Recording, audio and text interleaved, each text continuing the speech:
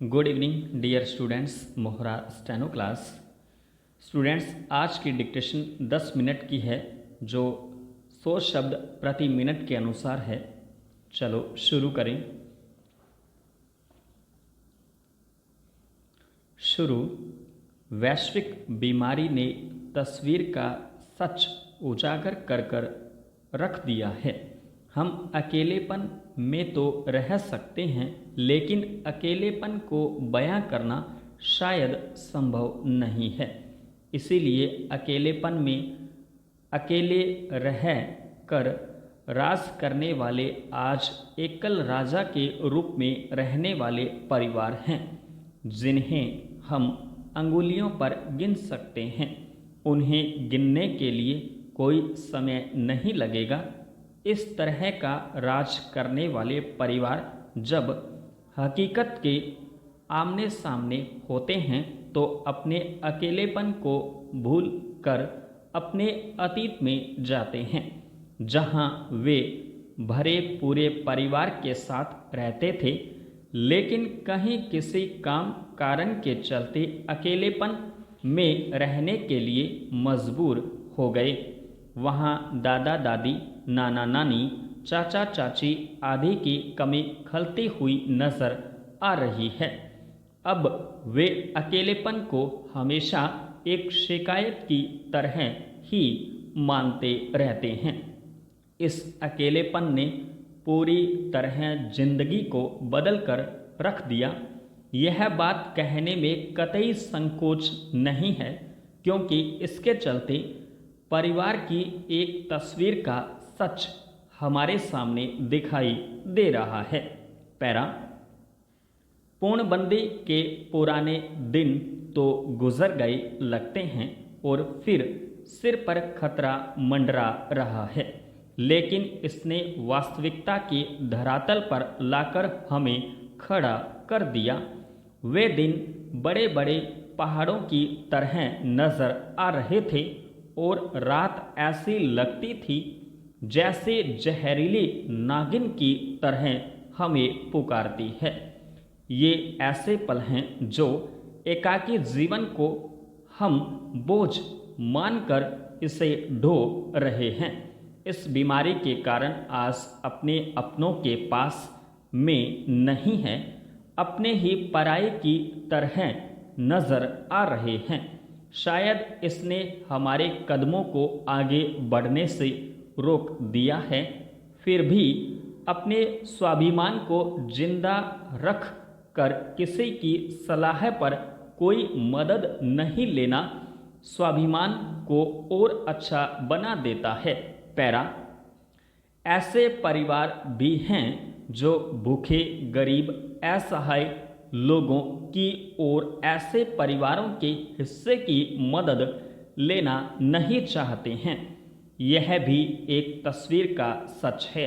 पूर्णबंदी के चलते कई सामाजिक संस्थाओं ने अपनी जिम्मेदारी को निभाते हुए कहीं भोजन, दवाई, आने जाने की व्यवस्था के साथ गोपनीय रूप से भी आर्थिक मदद की है, मगर कहीं न कहीं अपने स्वाभिमान को सर्वोपरि रखते हुए बहुत सारे लोगों ने संघर्ष को अकेलेपन में रह कर लड़ा है। इससे एक बात उभर कर सामने आई कि हमारा संघर्ष ऐसे संघर्ष की तरह है जो आज नहीं तो कल हमारे संघर्ष का इतिहास जरूर बताएगा। पैरा। सड़कें देश की जीवन रेखाएं हैं, जिन पर विकास और प्रगति आधारित है। दिल्ली के मुख्यमंत्री केजरीवाल की 540 किलोमीटर लंबी सड़कों को यूरोपीय शहरों की तर्ज पर खूबसूरत बनाने की योजना है, जो एक अच्छी बात है, मगर दिल्ली में उनके शासन को 6 वर्ष पूरे होने के बाद भी आज दिल्ली के बड़े ऐतिहासिक नगर नरेला में रामदेव चौक से सिंघू बोंडेर तक मुख्य सड़क पर फुटपाथ तक नहीं है। और कई वर्षों से यह अधूरी ही पड़ी है। इससे जनता बहुत परेशान है और दुर्घटनाएं होती रहती हैं। कई जगहों पर मेनहोल खुले और टूटे पड़े हैं। शिकायतों पर भी कोई कार्रवाई नहीं। गति अवरोधक भी गलत जगह पर बने हैं और मुख्य चौराहे पर खतरनाक गड्ढे दिख जाते हैं। यही हाल सफीवाबाद रोड, गोंडा रोड, बांकनेर और अन्य सड़कों और चौराहों का भी है। पैरा दिल्ली के और भी इलाके ऐसी समस्या से दो चार होंगे। इन सड़कों के चौड़ीकरण के साथ इन्हें अतिक्रमण और गलत पार्किंग से भी मुक्त करना बहुत ज़रूरी है ताकि जाम न लगे। अन्य सभी फुटपाथों का भी बुरा हाल है, इसलिए इनके सौंदर्यीकरण से पूर्व इनका सही सुधार और विकास बहुत जरूरी है, तभी जनता को कुछ राहत मिल सकती है। पैरा छोटी बचत पर ब्याज दरों को कम करने का फैसला केंद्र सरकार को अगले दिन ही बदलना पड़ा। फैसला बदलने के निहितार्थ कुछ भी रहे हों, पर वह खबर छोटे निवेशकों के लिए राहत भरी है।